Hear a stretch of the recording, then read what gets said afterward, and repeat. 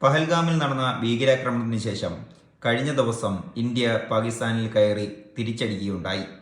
9 ഭീകര കേന്ദ്രങ്ങളാണ് തകർത്തത് എന്നുള്ളതാണ് ഇന്ത്യൻ ആർമി അവകാശപ്പെടുന്നത്.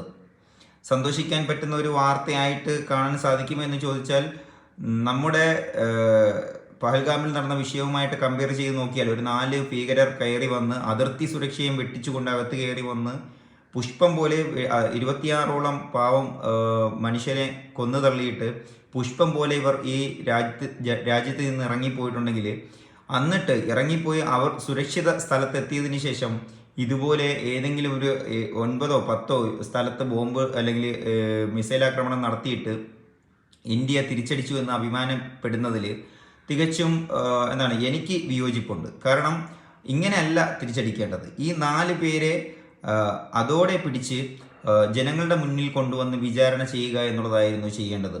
വിചാരണ ചെയ്ത് ഇവർക്ക് കൊടുക്കുന്ന ശിക്ഷ, അത് പബ്ലിക്കിൻ്റെ മുന്നിൽ വെച്ച് കൊടുക്കുന്ന ശിക്ഷ പാകിസ്ഥാനിലുള്ള ഭീകരർ കണ്ട്, അതുപോലെ തന്നെ എല്ലാവരും പാകിസ്ഥാനൊരു മുന്നറിയിപ്പും കൂടിയായിട്ട് ആ ഒരു വീഡിയോ പ്രദർശിപ്പിച്ചു കൊണ്ടായിരിക്കണമായിരുന്നു പ്രതികാരം വീട്ടേണ്ടത്.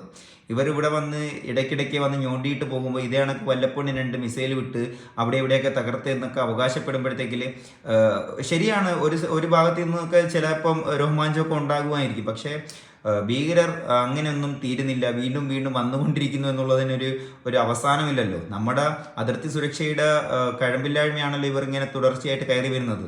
ശരിയല്ലേ?